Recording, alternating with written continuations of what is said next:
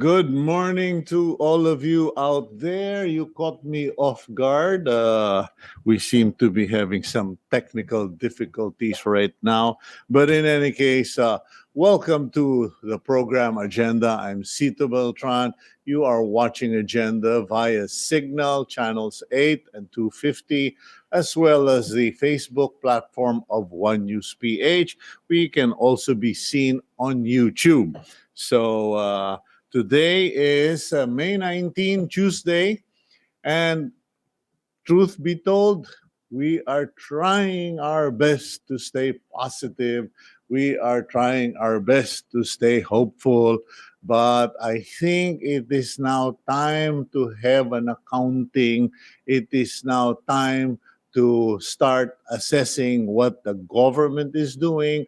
Is the government actually doing a good job fighting the COVID 19 virus in the Philippines? And that is what we hope to achieve today with our guest. But in the meantime, let's go to the headlines before everything else. On the front page of the Philippine Star, it begins with Malacanang is expecting an increase in COVID 19 cases after the failure of many to observe physical distancing in malls and other public places over the weekend.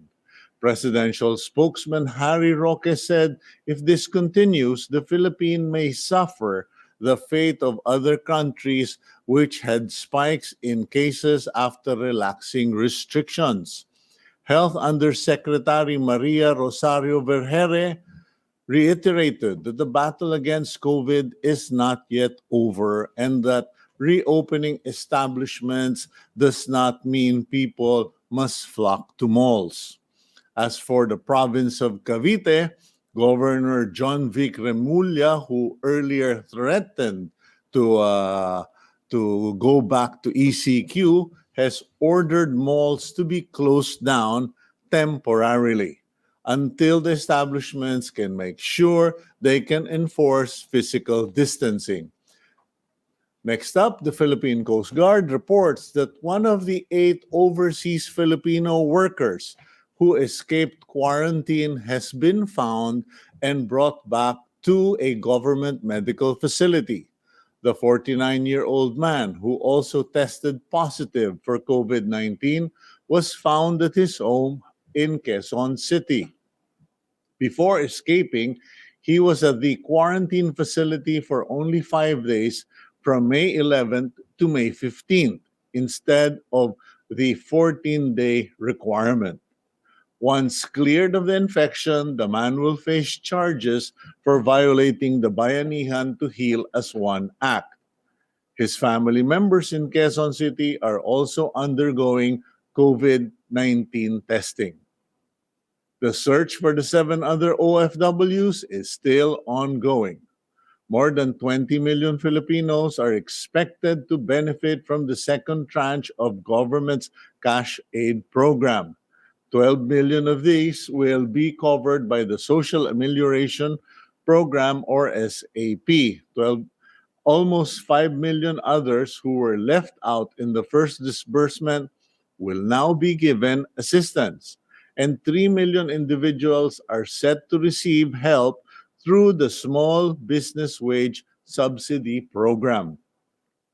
The palace has reported that the first tranche of cash and programs helped over 19 million individuals.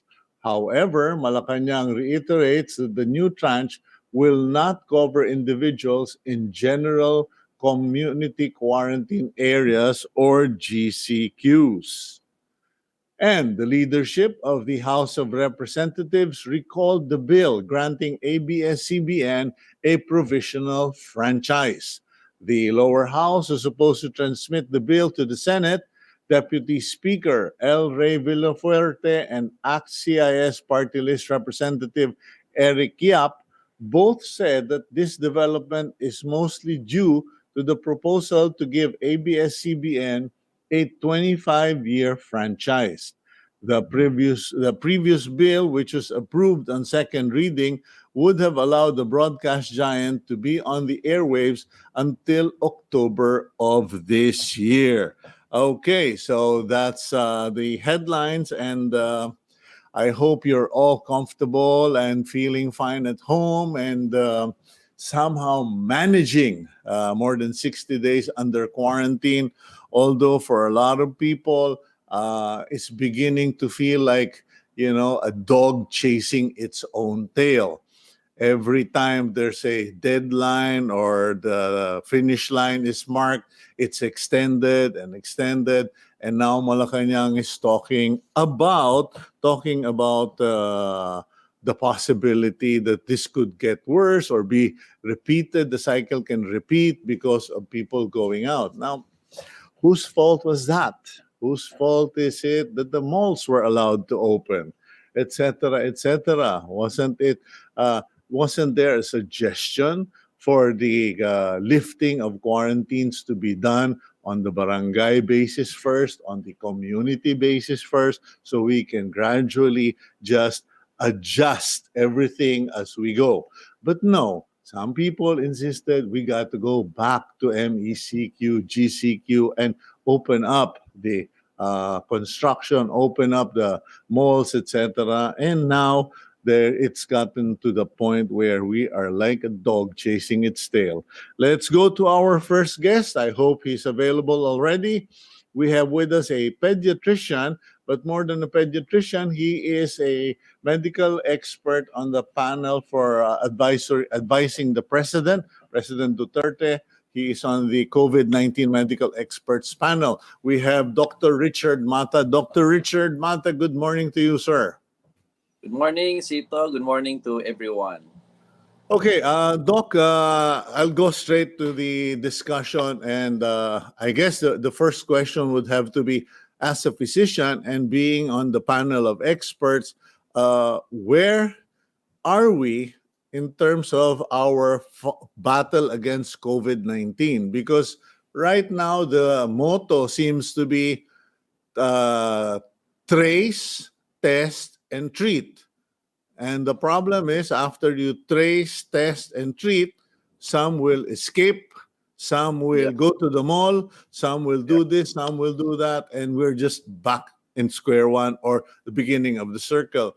What is your assessment of this government strategy? Do we even have a strategy? Thank you so much for that question, Sito. First and foremost, I would like to say thank you to all the people working in DOH and all the frontliners.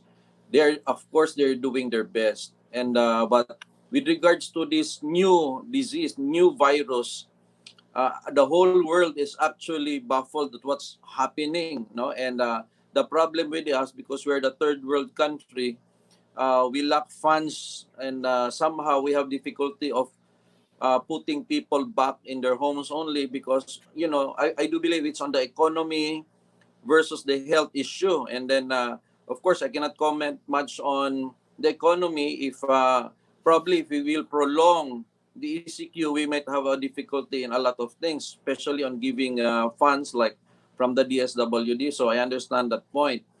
But I was really hoping that during the ECQ, we could already establish some management or treatment somehow that when people comes back to their workplaces, we will already be able to treat those who will get sick. But somehow, not only in our country, but even worldwide, the question on what would happen if a patient gets sick.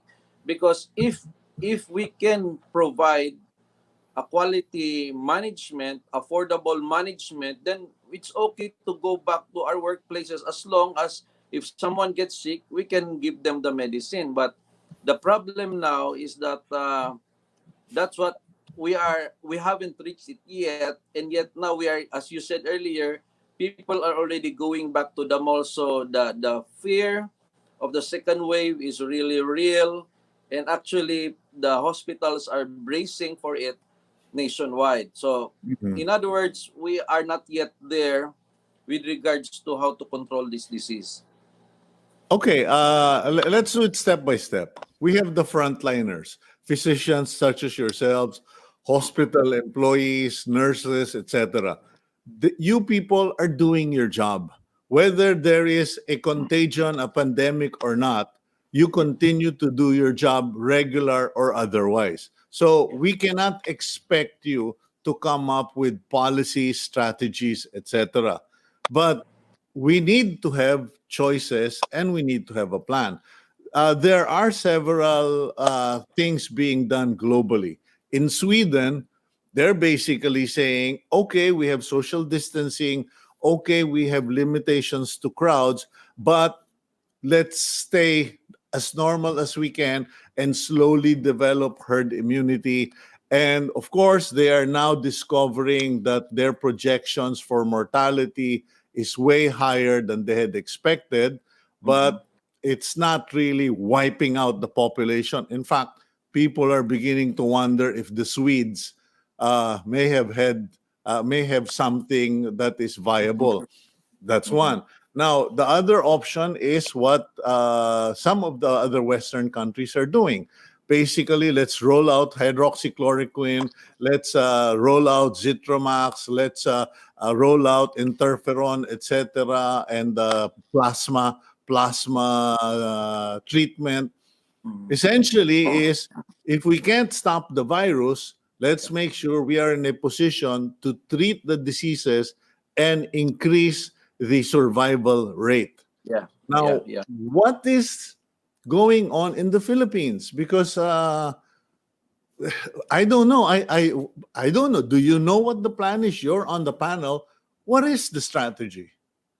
Okay, regarding the actually the Philippines is waiting for WHO. That's what we are observing. We cannot go above what the recommendations of WHO is. So as of the moment, hydroxychloroquine, azithromycin is there. But somehow, what I've noticed in comparison to other countries, the level up of the anti-inflammatories, because if I may explain to the listeners, Yeah. worldwide, it's really being clear that COVID-19 is an inflammatory reaction. Hmm. That's why, as you've noticed, that most deaths don't happen on the first week of the fever. Because if the deaths happen on the first week of the fever, that means it's the virus that's killing the patient. Killing people. And Okay, I think the virus just killed our signal. I, I, I'm really hoping we can get. Okay, the virus killed your signal, doctor. okay, Okay, okay, are so you you're okay? saying if the patient dies within the first week of contracting the disease, then it's the virus that killed the patient. But Yeah, in this case, it's the patients are not dying on the first week. yeah.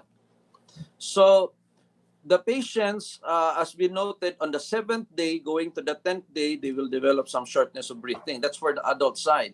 And Mm, then most die at the 14th day going up. So it's the second week. Now, mhm. if you see on the pattern of a viral attack, all viruses attacks usually on the fifth day, and then on the sixth day it slows down and disappears. All viruses, chickenpox, mumps, all viruses. It's the complications that matter. So in COVID-19, after the virus actually is already disappearing, the antibodies are increasing. Mm, And then the problem is the antibodies that increases is around the lungs. mhm. If the antibodies is just around your legs, then we will all survive. We can carry on with a big leg or a red leg. But the lungs is Which the is what they call thrombosis. not necessarily thrombosis, because thrombosis doesn't happen all the time. It's more on cytokine storm.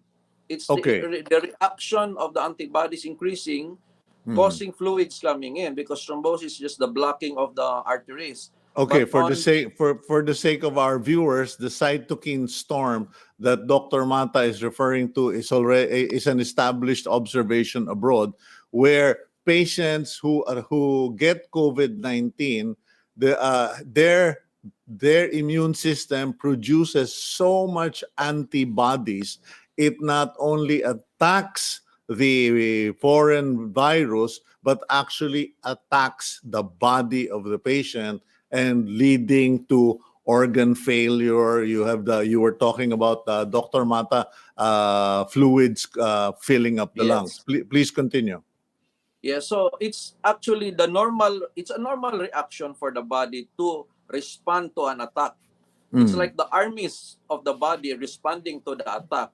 But the problem here, because it's a new virus, the body became berserk. The body became, there's a panic inside the body, and Mhm. somehow there's so much armies that were created and fluids. That means in the lungs area. That's why Mhm. the patient feels that they are drowning, because the reason on the reaction, it could be because the virus has an attraction on the lungs. So the antibodies of the lungs are the ones that are producing a lot of fluid, so it drowns the patient. Mhm. So then the management, actually, aside from the antivirus, actually, in my personal point of view, the antivirus only plays a very minor role. The anti-inflammatories plays a major role. Now, going back to hydroxychloroquine, it's an anti-inflammatory ito, because they use Mm. it for lupus. We not Yeah. only on malaria. On Yeah. malaria, it's for the malaria. But Okay. on lupus and the rheumatic arthritis, it's for the anti-inflammatory function. Yeah. It decreases the immune system. Actually, it suppresses the immune system on lupus and on the arthritis. So Mm. that's why I agree with hydroxychloroquine, because I do understand it's an inflammatory issue. But, inflammatory is ito has a different level. It goes up and goes up. So hydroxychloroquine could be just on this level, and I hope it can stop at this level.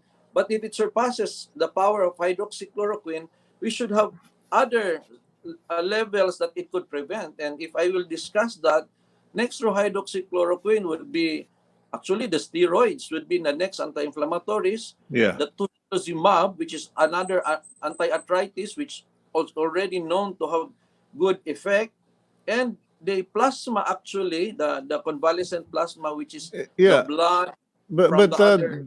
yeah, Dr. Mata, that's where I personally have a problem with, and I think a lot of people, media, and experts have problems with, because the observations, the science, the data, the guesswork, it's all out there.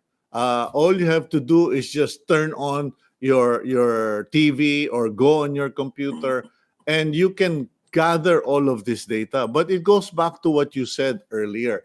We are dependent on the World Health Organization. And it was the World Health Organization who said, well, travel bans are not really necessary. They don't need to be in place, until it was too late. And then they were the ones who said, oh, the use of a face mask, it doesn't really make a difference. In fact, you will only be taking away face masks from the frontliners, etc. And then there was this issue with hydroxychloroquine, etc.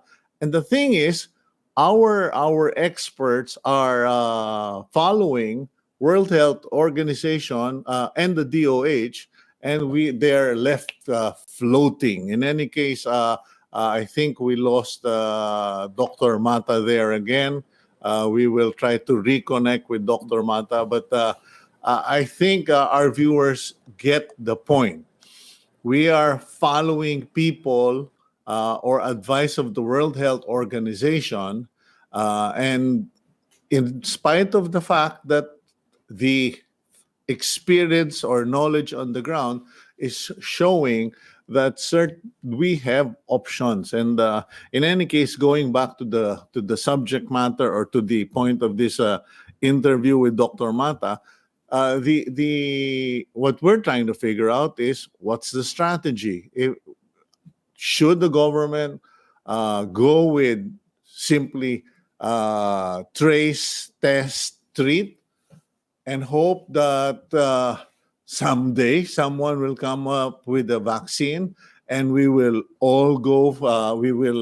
We can all be okay. But what if that happens in 2021? So does that mean we stay indoors until 2021? I don't know. We will go for a quick gap, reconnect with our guests, and we'll find out what is our government doing, what should our government be doing, and how long do they expect us to stay indoors. We'll go for a quick break. We'll be right back here on Agenda.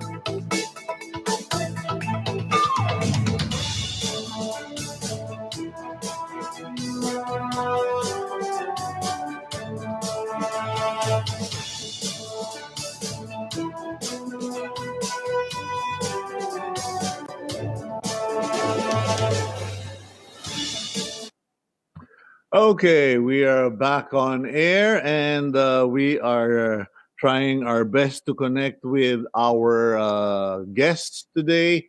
It seems to be one of those days when connectivity in the Republic of the Philippines is not that reliable. This morning, I guess everyone is trying to figure out what to do. In any case, these are some. Here are just some of the names I would like those of you out there to familiarize yourselves with: Dr. Anthony Fauci, Dr. Christian Drosten, Dr. Zhong, and Dr. Tegno. These are names that are now bouncing around all over in the Western world because they are experts.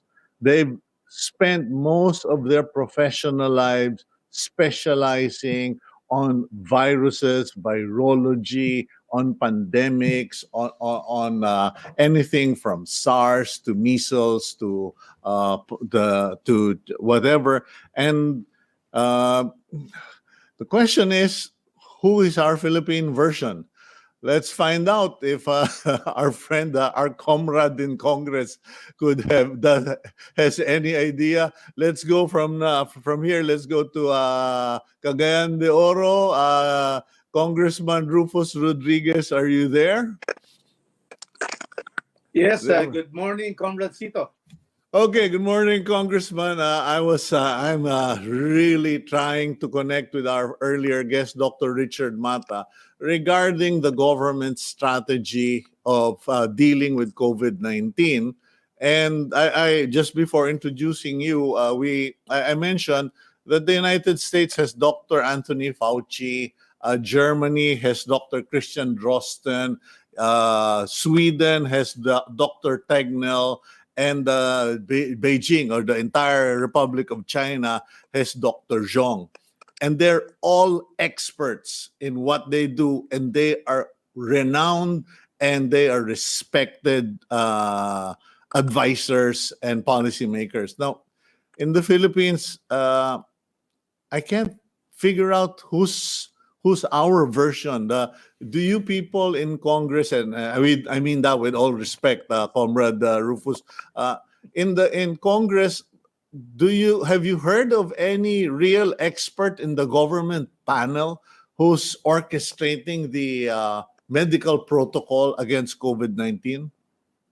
We have not heard of any one leading, like Dr. Fauci of the United States, leading figure on how to be able to treat this pandemic, COVID-19. What should have been done is there should be a council of experts I remember the president has, invited the former Department of Health secretaries, but these are on policy. But we want Mm. to go into science. And so Yeah. therefore, there has to be a council of medical experts on viruses. And therefore, I think there are those who have been able to have experience on this, because we had SARS here, we had the flu always, we have the other viruses that has been treated in the Philippines. And so there should be from the RITM, there should be a leading light there. There should be from the big hospitals.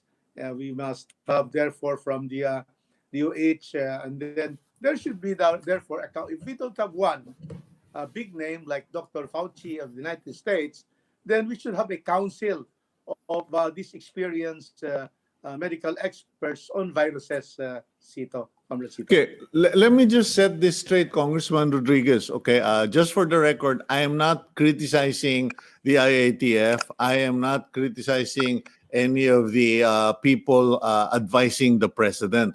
But it just occurred to me, and I'm wondering if members of Congress have thought about this.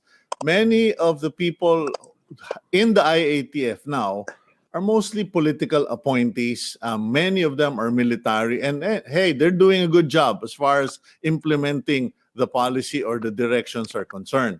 But when you think about it, shouldn't the president now have that council of experts that you are talking about? Because we cannot we I don't know. You've given the government, the Duterte administration, billions of pesos for the social amelioration program, but have they given you a real strategy? Sweden has the, let's call it the open door policy.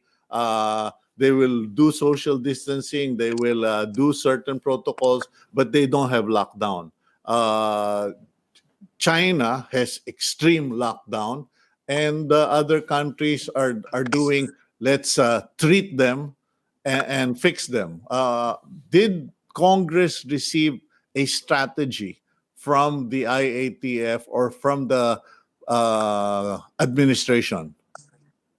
Well, what we have is certainly the IATF giving already guidelines, and that is some sort of this strategy. That's why we have the ECQ, GCQ, and all of this, and how to treat the medical field, the medical aspect, and also now we're trying to have the economic aspect that is on the Department of Labor, the workers, the RFW. So I believe that there is already a strategy from the IATF. But what is really lacking are this council of medical experts that we have. So how to be able to be able to find out first. Una, there is no strategy on whether we should allow hydrochloroquine or not, or what other drugs. No, so each hospital now is just having their cocktails. That is what is being done, because there is no council of experts that would say that don't use this or use this. And then, although there are now tests that are coming, but what is present now is that there are certain medicines already being used in private hospitals and even government hospitals, and they have different mixes. So there has to be some sort of a council of medical experts to be able to say, now this is a very good medical medicine, and this is to be included in a cocktail with this one, but there is none. There is really none coming on that field. So therefore, more on the medical aspect, but the social distancing, how the DLG should be able to have local governments work, it's there. The IATF has been able to give those guidelines, so that is already their strategy on how to distribute goods, how to distribute the emergency subsidy, but certainly not on how to treat our patients, COVID-19 patients, or how to be able to get from ideas about the vaccine. Although the president wanted to really have a vaccine from the Philippines, but that might be very, very difficult because of the lack of our laboratories and expertise on that. But our experts can be able to to consider and study what is being done in France, the Remdesivir, the Avigan of Japan, mga ganon. These are the things that should be done, Sito. Okay, but are you convinced that we are on the right path? I'm leaving this as an open question, Congressman Rodriguez. Are you convinced that quarantine, putting the population, the greater population under quarantine, the solution? And because I don't think it's sustainable under the Bayanihan to Heal as One Act, you've allowed SAP for 2 months. And after that, what Yes. happens then? Yes, that is why it is really not sustainable if we are going to stop all the work. And that is why in many areas, GCQ and even modified ECQ work is now allowed. And therefore, the only thing that should be done is that we should be able to give support to the entrepreneurs, especially the MSMEs, and then be able to, while they are able to open, then there should be strict implementation of social distancing when they work. And then those who have symptoms should be always be checked. And so, but by social distancing, even those asymptomatic will not be able to get in touch with the those who are working. And so all of this. So I believe that we have to go back already to the economic activity with all the rules on social distancing, than the wearing of masks. And then also, I believe in opening the malls because there are many workers in the malls. Our people have to buy in the malls. But again, the problem with many malls is that they do not really exercise and implement the real social distancing. You can see some groceries. It has been coming out viral in many of the on Viber, and we see that they're really pushing each other. They're really crowding the counters. They're crowding the shelves. So that should not be allowed. So Okay. those are the things that should be. It's more of a matter of implementation at this time. Yeah, Congressito. Congressman, it's been 60 days plus plus. Now, the question is, even in law, even in legislation, when congressmen or when members of Congress pass a law, if I'm not mistaken, you have a provision that after a certain period of time, I think 5 years, you review the law or the provisions of law to check whether it is beneficial or if there are things lacking to correct it. Now, in this Bayanihan to Heal as One Act, and this quarantine measures, isn't it about time that we review what we are doing? Because we're all in this together. We are not only going to heal as one. We are all we are all quarantined as one. Yeah, I agree. There has to be a review. In fact, Sito, our Republic Act 11469 has only a 3 months validity. That means that March 24, it became effective March 24 when it was published by the official gazette.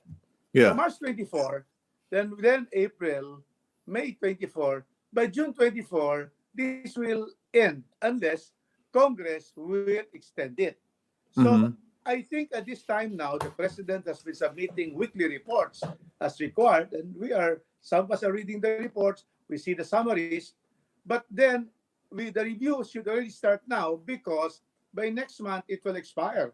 And we don't want to wait until about June 24 to consider what should be done here. And so therefore, the review should be done by both the Congress now. Except that at this time, we are still in the ABS-CBN franchise. But certainly, when we finish with that, then we should immediately go for the last three weeks that we have. We only have 3 weeks up to June 3.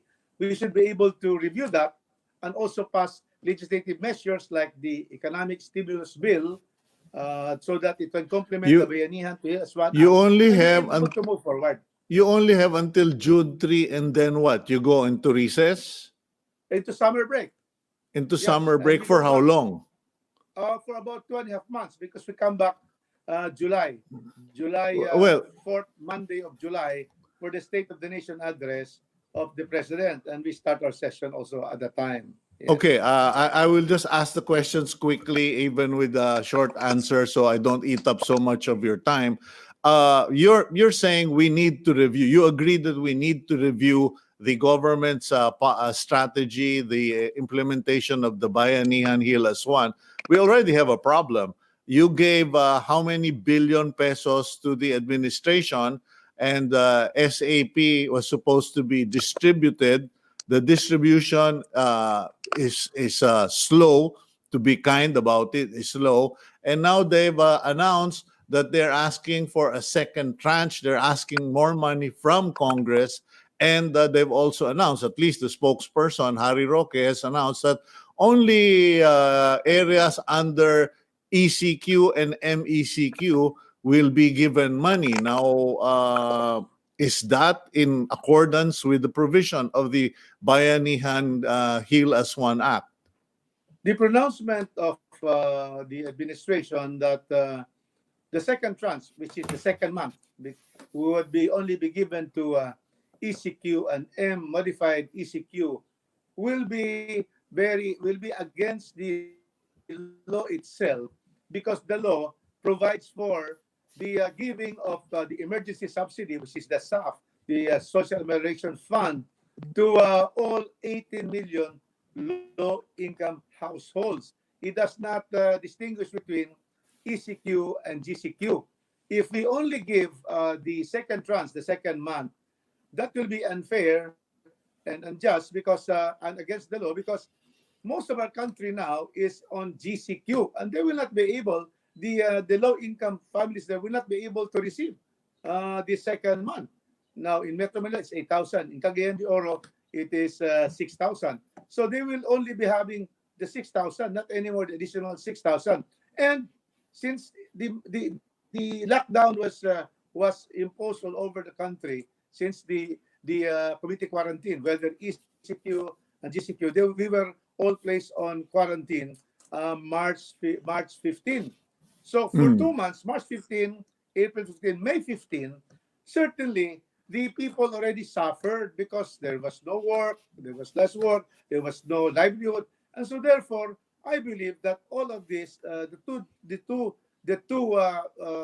tranches should be given in accordance with law. There is no need for Congress to legislate on that, because the Bayanihan Heal as One Act has already given the powers to the President to be able to stop any of the projects, any of the items in the 2020 budget, and realign them for purposes like the Bayanihan Heal as One Act.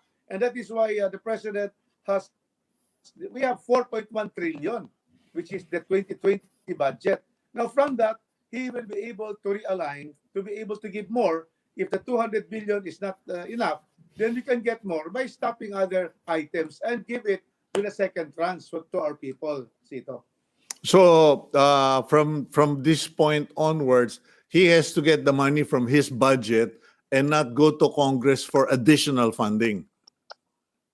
No need for the additional funding from Congress, because he is given, as the Bayanihan Act, it is required there, the Social Amelioration Fund or emergency subsidy is right there in this one of the sections of the Bayanihan Heal as One Act. So therefore, then he can therefore just realign, stop some projects, discontinue them, and give them to the SAF. Now, it's a different matter regarding the economic stimulus. That is required by Congress, because precisely it's not mentioned there specifically how much should be given as loans and grants to the tourism industry, how much is to be given to the SMEs, the medium, micro, and small enterprises. That is what we're facing now. A bill has been filed for about 650 billion stimulus package, so that it will also be given by the executive to the different departments, and to be able to give to our entrepreneurs, then to the industries that would need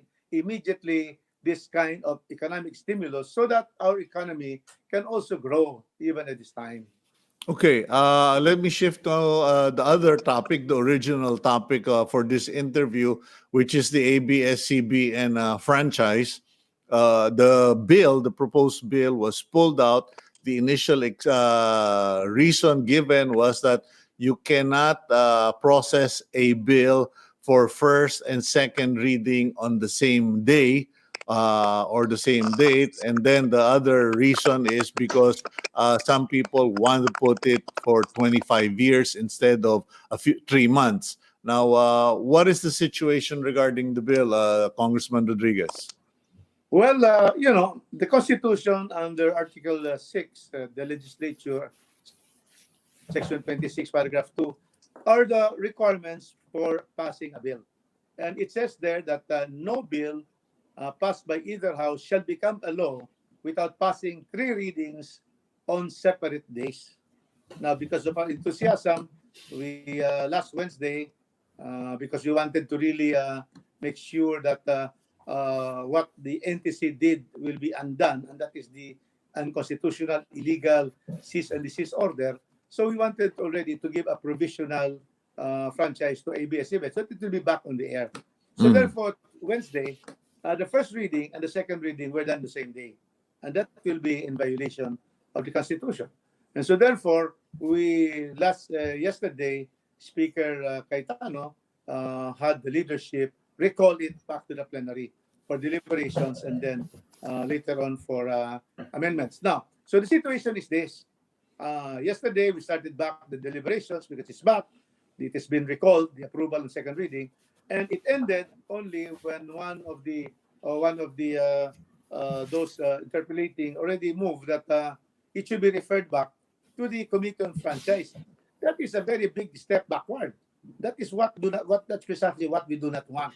We want already that a provisional franchise, Cobracito, is a temporary, is an ancillary remedy to the bigger power to grant the 25 years franchise. That is where it should go to the Committee of Franchises to be able to hear all the sides in this particular application for the franchise. So I believe that the Speaker, it was suspended yesterday without even finishing the period of deliberations and going to amendments.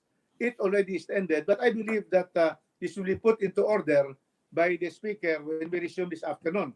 When we terminate already the deliberations and we go to amendments, and then we approved it. We approve it already this afternoon so that by Monday, it will be on third reading, complying with all the 3 separate days. Yes. And after the third reading, what happens? You pass it to the Senate. Immediately, it goes to the Senate.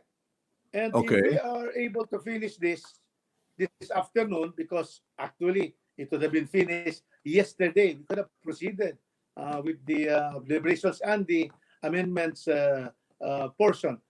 But if it is approved today, then 3 days is required. And so therefore, Monday, because our last hearing for this week will be Wednesday, tomorrow. So therefore, so only 3 days in session, and Monday to Wednesday. So therefore, we will be having our third reading on Monday. And on Monday afternoon, if we already approve this by nominal voting, no more debate, just yes or no. You have to stand up. You have to vote nominally by each one. And then, in the same afternoon, we're going to transmit it to the Senate. Now, one thing to the Senate is that the Majority Leader, Mick Subiri, has already said that they will act on this immediately upon arrival in the Senate of our bill.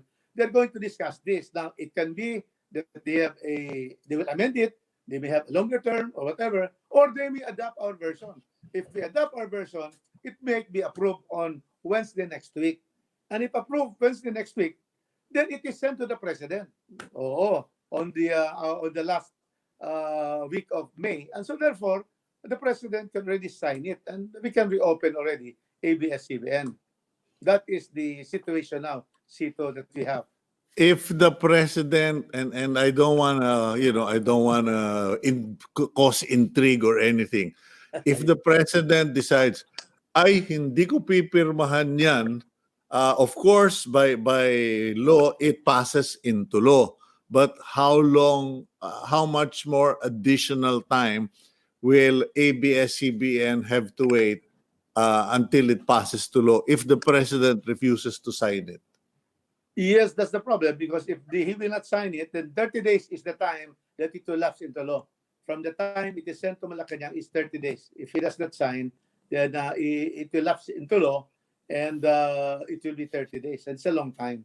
But I believe the So, president will sign this, comrade. It will be, mhm. as according to this, to the spokesman, he's neutral on this. He wants the Congress to exercise their conscience, approve it, and so therefore that is what we see, and that has been what we heard. So therefore, we expect that he will sign this once it's there in the Malacanang. Yeah, I have to shake my head, Comrade Rufus, because pagkahaba-haba ng prosesyon, sa Malacanang pa rin ang kasalan. Okay, thank you Yes, very because it much. has to be by law.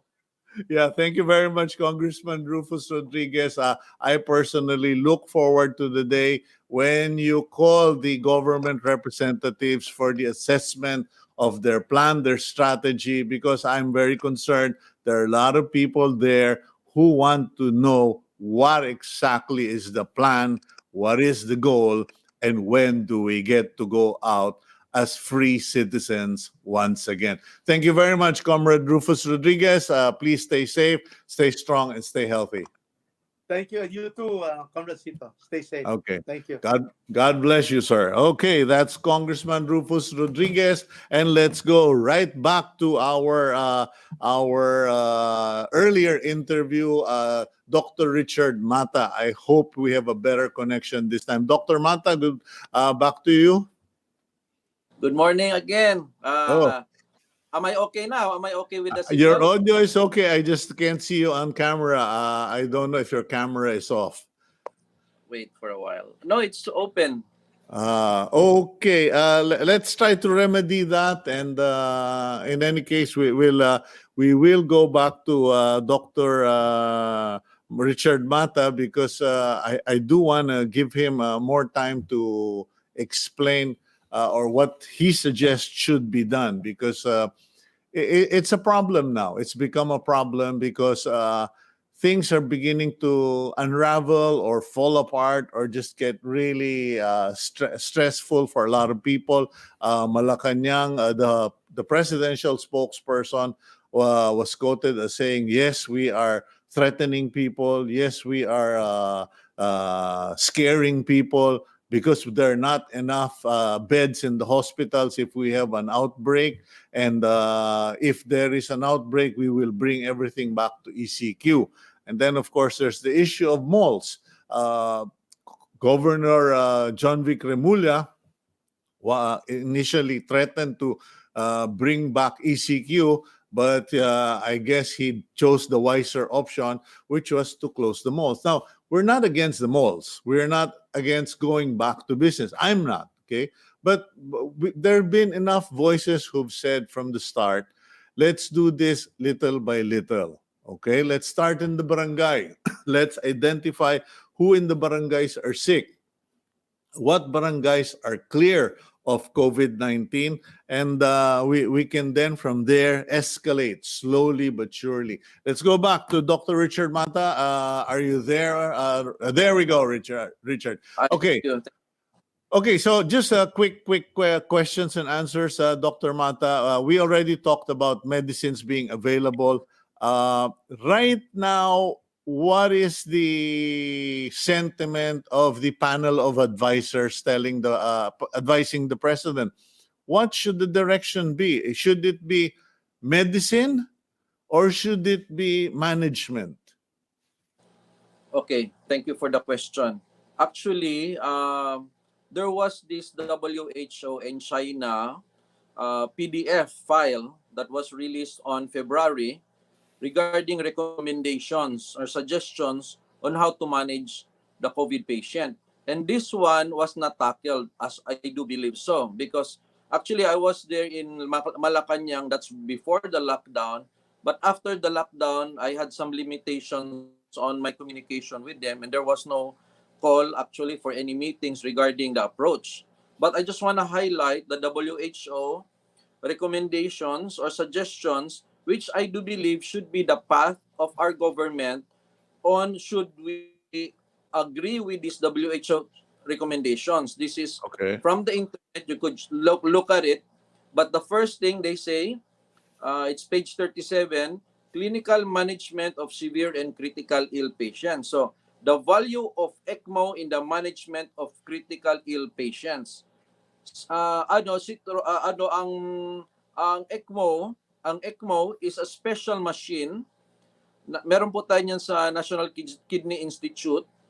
It's like a ventilator, but it's not really that the tube will be placed here. It's an outside machine. It's like a dialysis for the lungs, so that the blood will be removed from here. It will be added with the oxygen in that machine, and it comes back. So there are a lot of reports that ECMO is good, but this was not discussed in our country, which actually was mentioned by WHO. So it should have been discussed so that it should we fund on purchasing more ECMO machines? That's one. And then reevaluating the role of steroids in the management of severe and critically ill patients. This is mentioned in the PDF as well. So meaning we should have reevaluated the role of steroids and then decide what steroids can be used or should not be. Essentially, Dr. Mata, what you're telling me is that there are treatment options. There is enough science out there, but we are not giving it the enough attention and expenditure so that you, the frontliners, can do your job, increase the survival rate, reduce the mortality. Yes. There's a lack of focus on the side of management and treatment. We are focused actually more on the contact tracing and the ECQ, etc. But I do believe there's a lack of discussions on how about the recommendations mentioned by WHO in this PDF. I do believe it was not mentioned much or discussed much. So I do believe this should be a way, or where should the government be heading.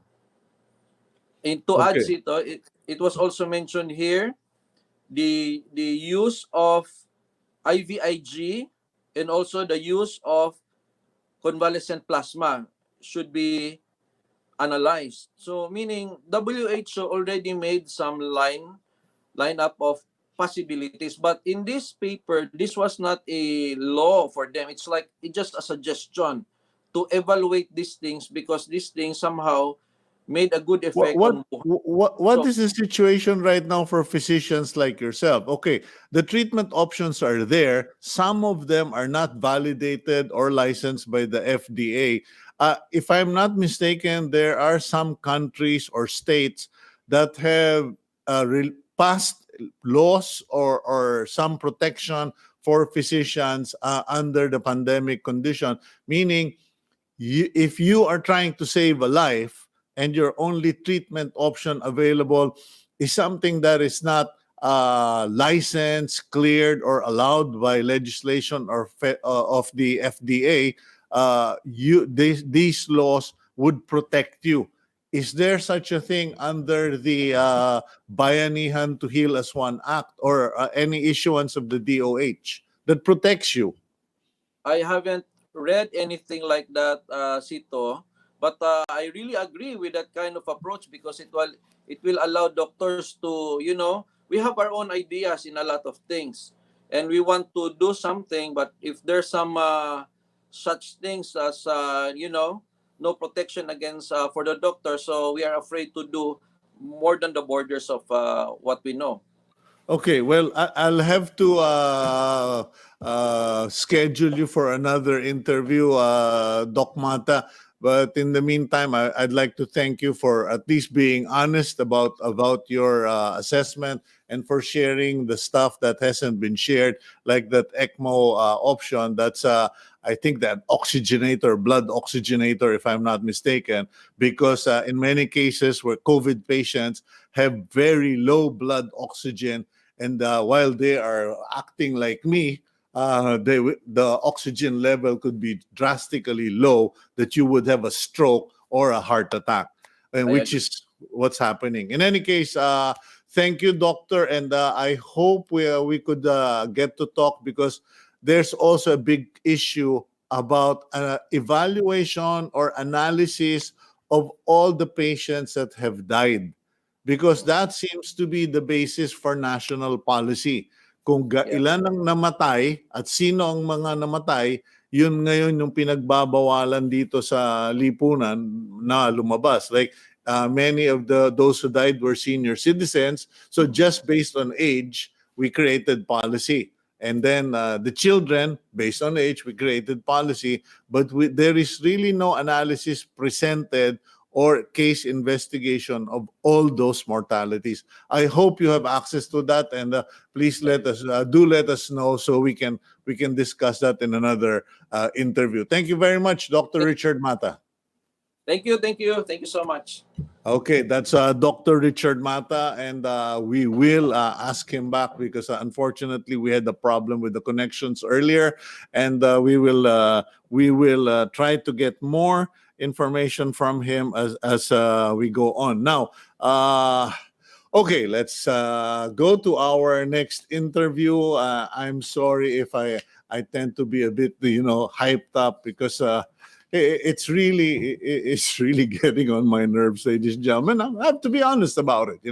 It's getting on my nerves. I do crisis management, and when I watch what's going on, the first thing that I have to ask is, what's the plan and who's in charge?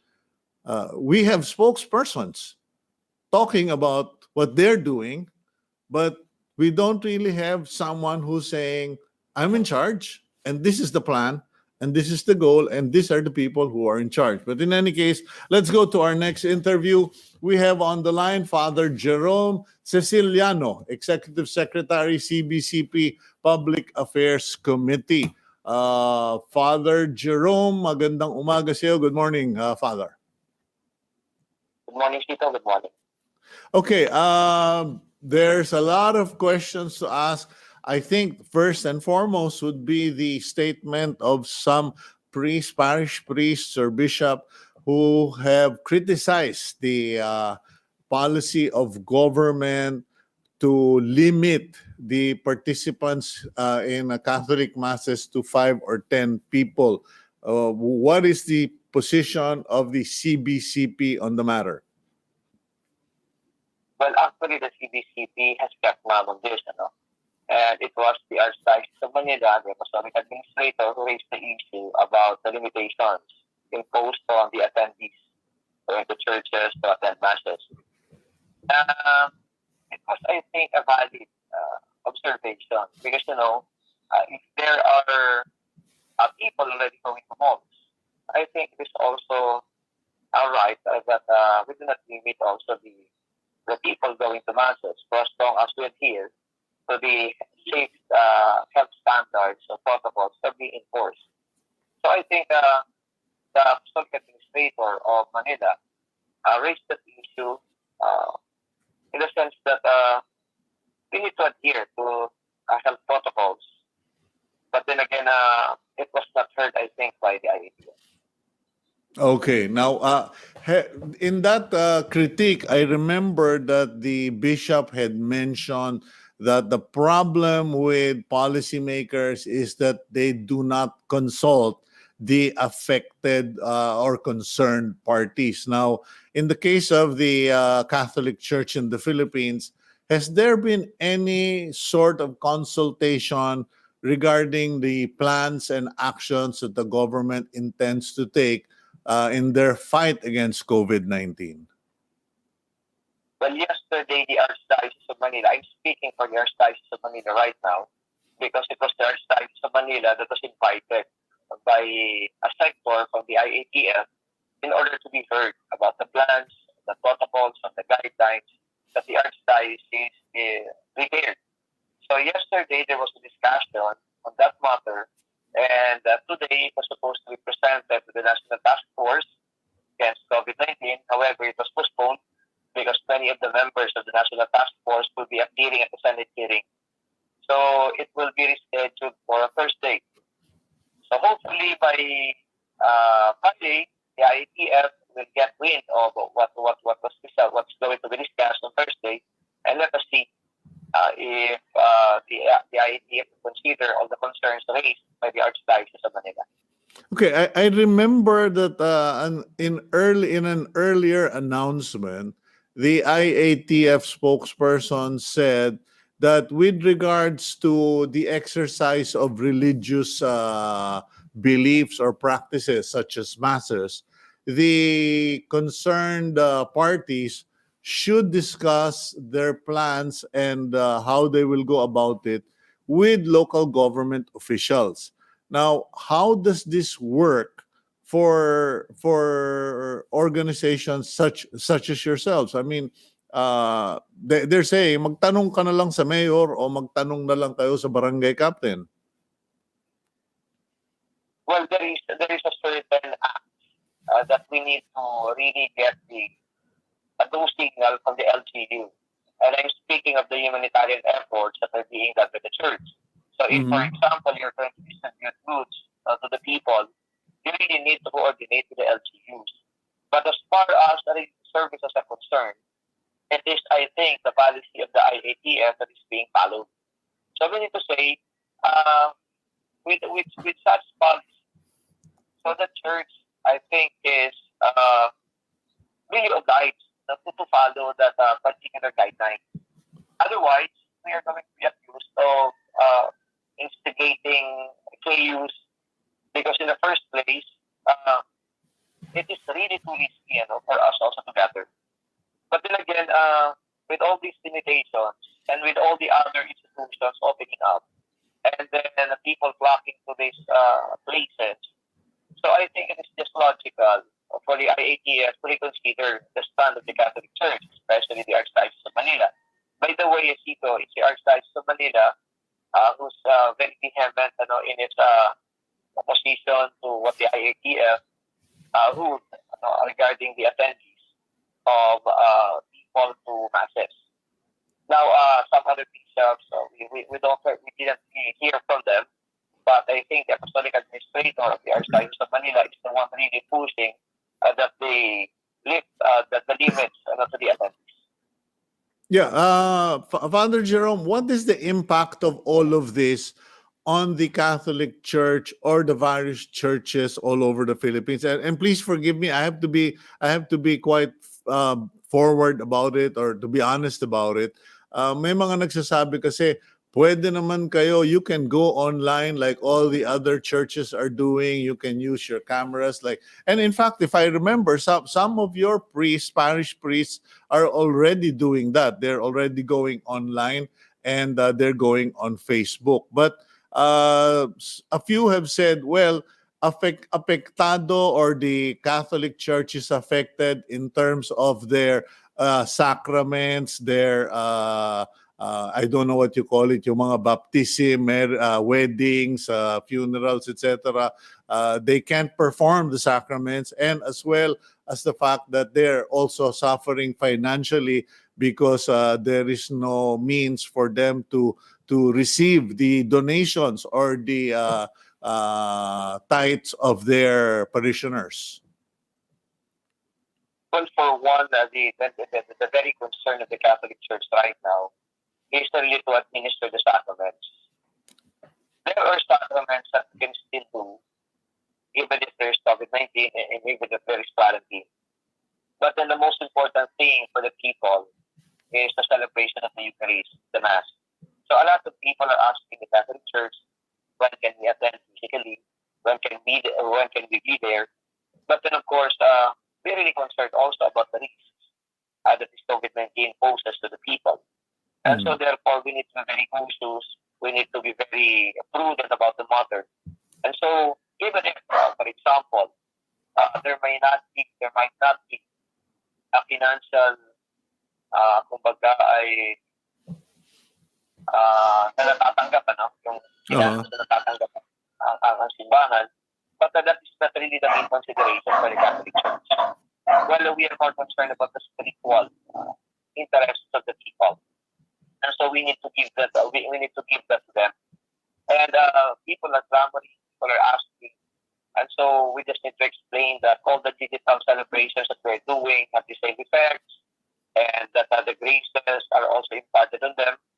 So we are actually at a crossroads in a sense that we need to balance the need of the people for the sacrament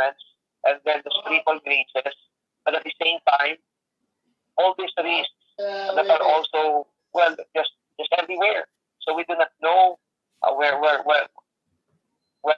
these people can actually get the virus. We are so uncertain.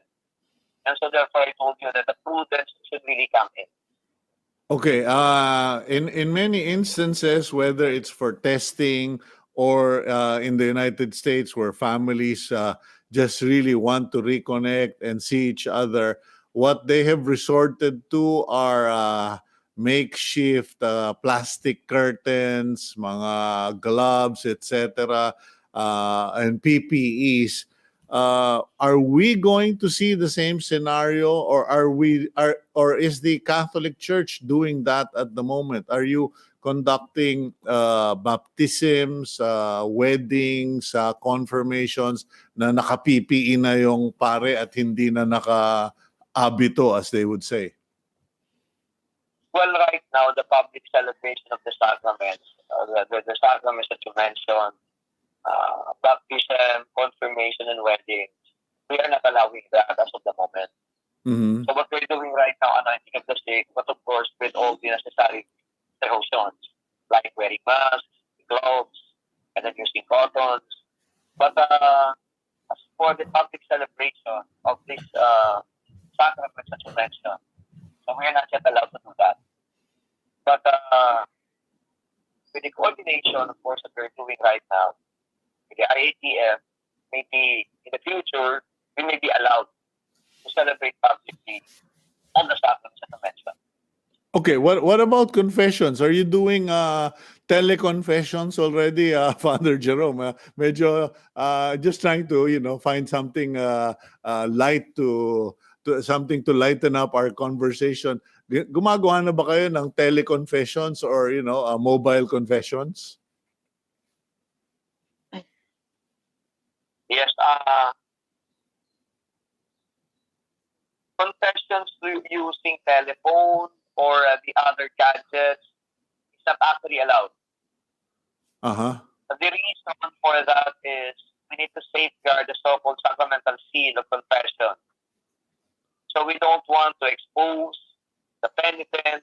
We don't want people to get wind of what's being confessed with the penitent, and we need to really keep the secret, really a secret. And so therefore, all these gadgets, all these technologies, we do not allow them for confession. Okay. Well, thank you very much, Father Jerome.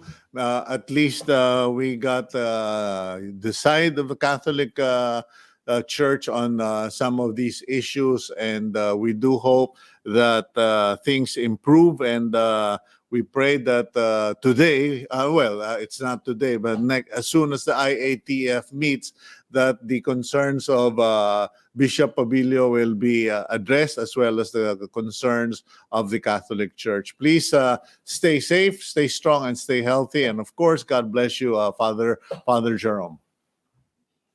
Thank you so much, Peter, and God bless you. Okay, that's Father Jerome Siciliano. He's the Executive Secretary of the CBCP Public Affairs Committee, and it's another area in the lives of many Filipinos. We are predominantly a Catholic country, and many of the Catholics can't attend Mass, so they have they've gone to online masses or video masses, but that prevents them from receiving the sacraments of confession, matrimony, baptism, confirmation. I guess that's it. Of course, the funeral rites have all but been dismissed. I mean, you die of COVID nowadays, you get fried before you get blessed. In any case, let's go for a break. When we come back, more of our guests and more of the discussion here on Agenda.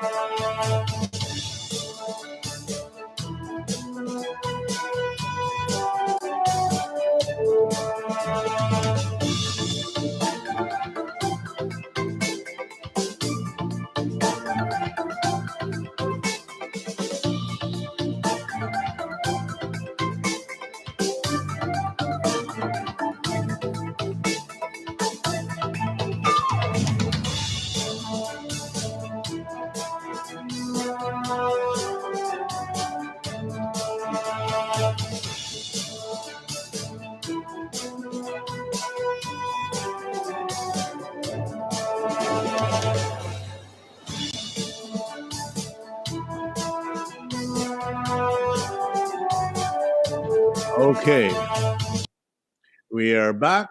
You are watching Agenda by Signal TV channels 8 and 250 and the Facebook platform of One News PH and of course YouTube. Please do share it with your friends, and we hope that we get more people to support the program.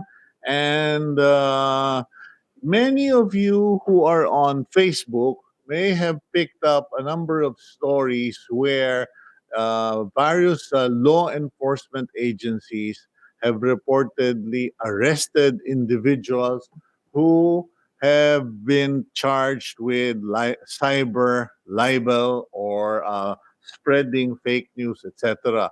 The one that has gone in and out or has been recycled is the story of this individual who made a commentary on Facebook, uh, challenging, questioning the purchase of the AFP of a couple of executive jets, and who allegedly said that money could have been better used for COVID 19 in the war against COVID 19.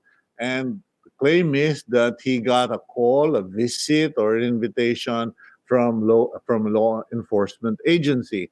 There are, of course, those who have been charged with sedition for insanely claiming that they will pay 50 million to 150 million for anyone who kills the president. Now, in those two cases, I would find a really good lawyer and a really good psychiatrist, and they will probably be able to cop an insanity plea because that is just so insane. But it's also a reflection of how bad things are for many people.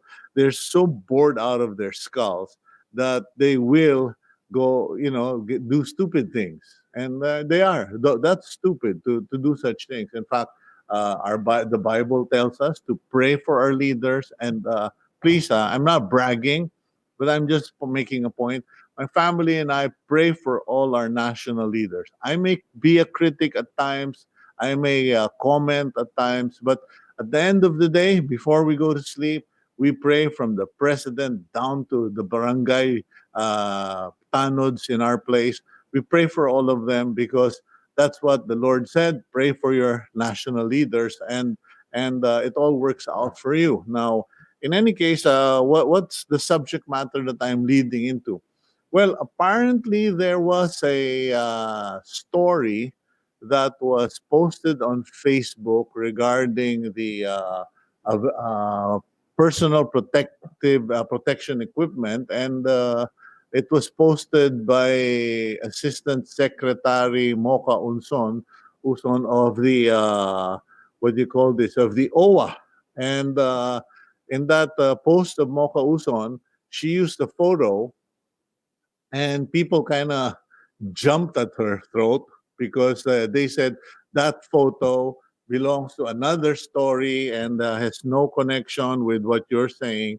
So I don't know what happened, but apparently the NBI, surprisingly for many, where many people were surprised, the National Bureau of Investigation called ASEC Mocha Uson to their office to explain, and it seems that they actually filed a case against her or something. I don't know. I don't know if we can get our news correspondent, the News 5 correspondent, Dale De Vera. Okay, oh, there's Dale. Good morning, Dale. You're looking good today. You look like a chef today. Thank you, Sito. Good morning. Oh, puting-puti. Yeah. Pareho tayo. Ako, mukha akong ministro. Ikaw, mukha kang chef. No, I'm actually wearing sky blue. Oh, you are? Eh, Okay. Medyo pale lang siya. Okay. Well, at least mukha kang chef. Ako, napagkama lang nakapajama. Okay. But in any case, Dale, what happened with Mocha Uson and the NBI? Kasi medyo ang gulo ng story na yon. People were saying, parang fake news yan. Si Mocha Uson, papatawag ng NBI, etc. So could you explain what happened?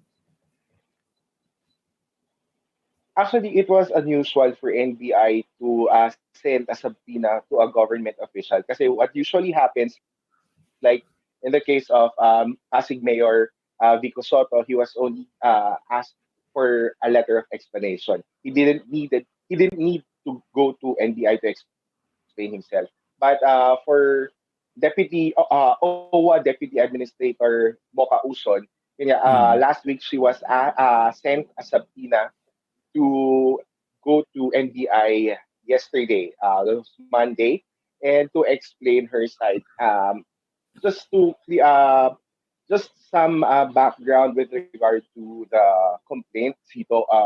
Yeah. What we got from our sources is that um, a concerned citizen actually sent a complaint through the NBI hotline, not thinking, not really not thinking, not hoping that they would pick it up since it was against Deputy Administrator Mocha Uson. But what Mhm. we also got is that whatever complaint that the NBI gets, they will actually act on it. So it's not really sort of saying it's a fake news that, or it's just a show uh, to prove that NBI is working. It's actually that NBI is all looking at the complaint seriously, even if it's just forced through their hotlines, through their text lines. Okay, now, how serious was the complaint or sabihin na natin yung pagkakamali or kasalanan ni Mocha Uson? How serious was the matter?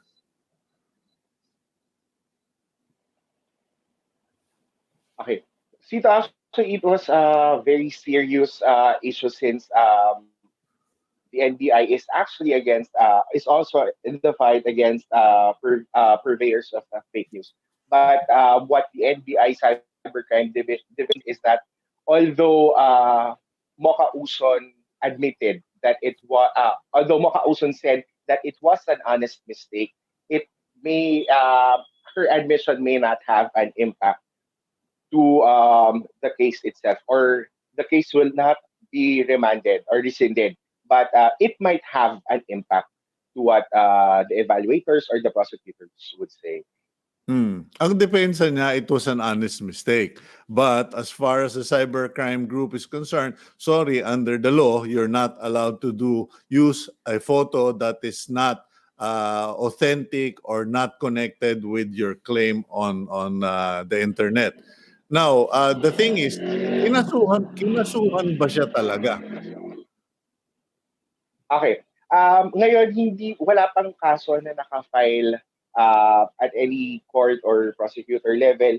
Pero what will happen is that uh, NBI Cybercrime Division will still be waiting for her affidavit, which she did not file yesterday. So they will be giving them at least few more days, or what the CCD said is baka by Monday or Tuesday. Otherwise, if Mocha Oson will not file her affidavit, it would mean that she will be waiving her right to be heard. All right. Okay. Now, I suppose that we will have to just wait and see. Pero siguro kukulitin kita in the future because I'd like to hear the side of the NBI, Dale, regarding claims ng mga ibang tao na nagpapalapad lang sila ng papel, nagpapalakas kay presidente. And there is also the other side where experts are saying the cybercrime group of the PNP, the NBI, and etc. are toughening up kasi under extreme conditions such as COVID-19 and quarantine, they don't want people to lose control of the situation na tira na lang ng tira kahit sino na they need to control the criticism of government under such a situation. Did you pick up anything on that? Wala pa naman.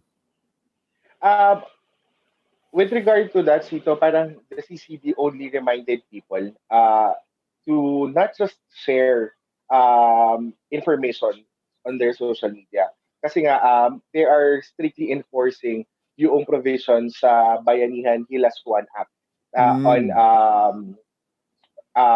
on spreading of fake news, and all the cybercrime provisions in that act. Cybercrime Okay. related provisions in the act. Ayun, nasa Bayanihan to Heal as One Act pala yun.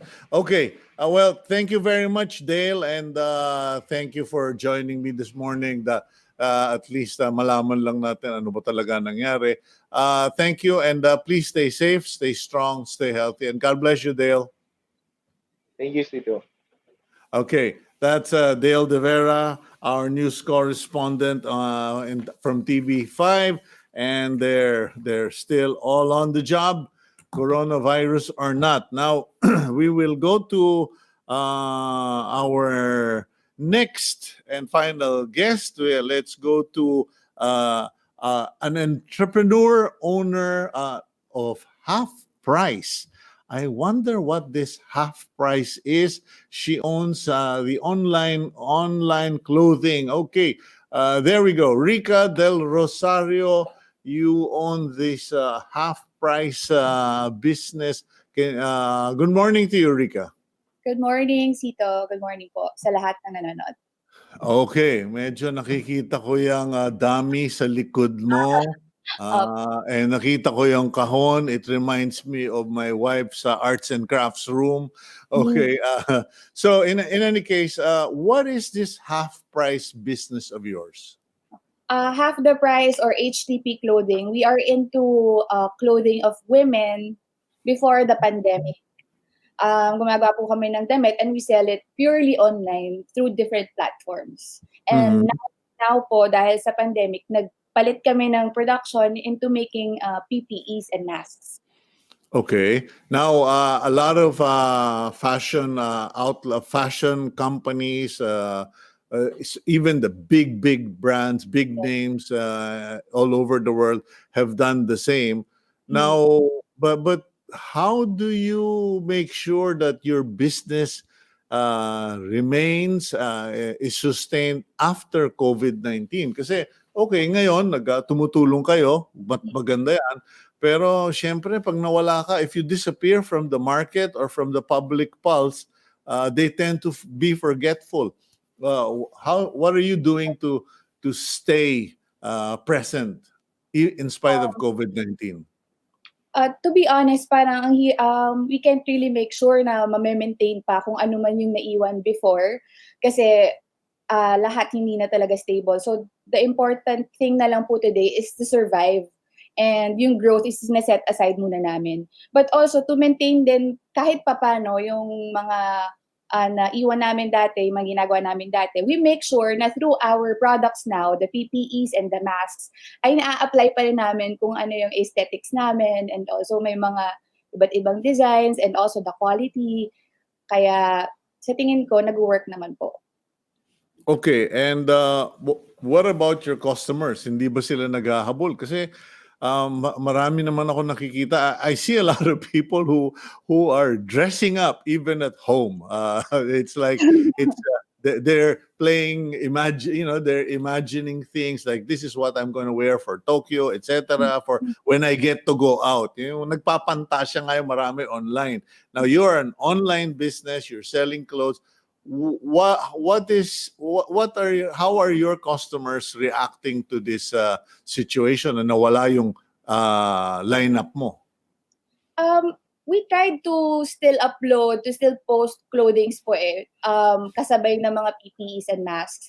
And what I noticed, parang hindi sila ganun ka all out sa pagbili unlike before. Kaya yung nakikita niyo po siguro yung mga laman ng closets nila before, tapos ginagamit nila. Sa ngayon, medyo careful sila sa pagbili ng mga essentials lang.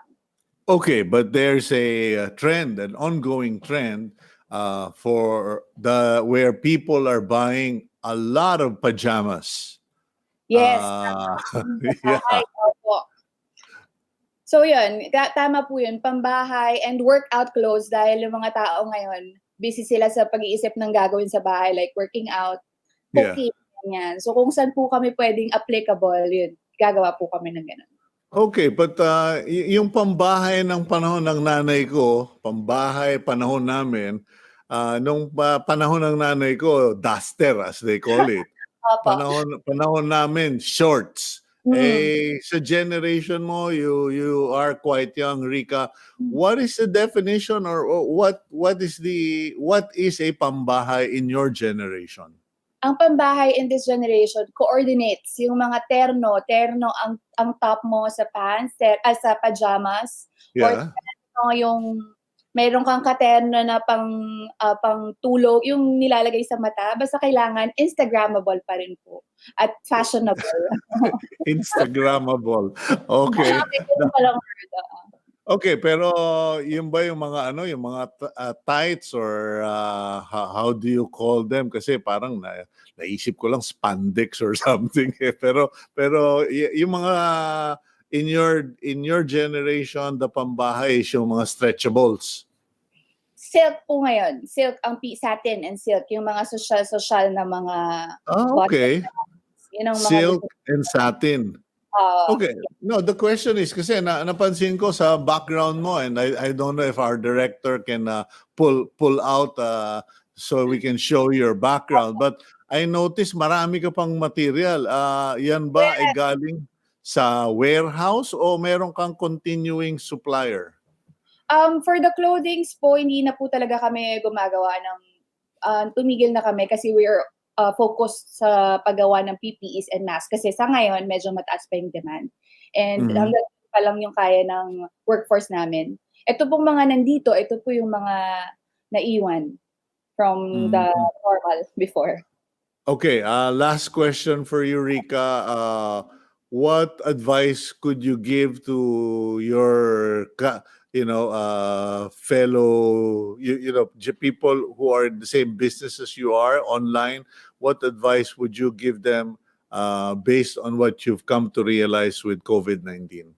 Okay. Ang ma-advise ko lang, let's maximize the digital world kasi sa ngayon, yan yung kakampi natin ngayon eh. Kasi we cannot go see each other and people cannot go in a physical store. So ang magagawa lang natin is to create awareness for our brand through the internet.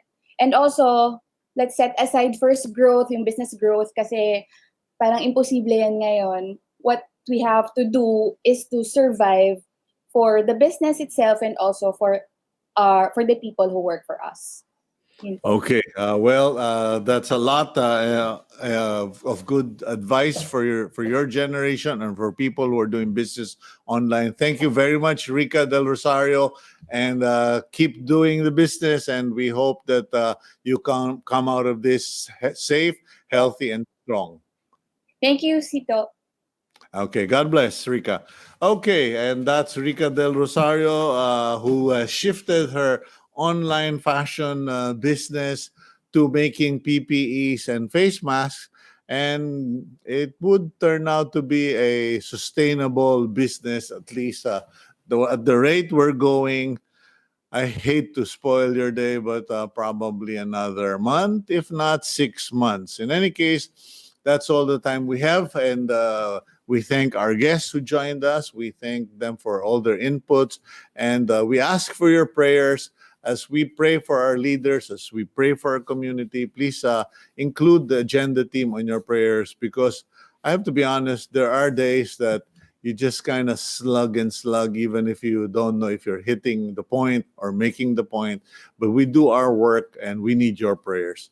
Please take care of yourselves, stay safe, stay strong, stay healthy. God bless all of you.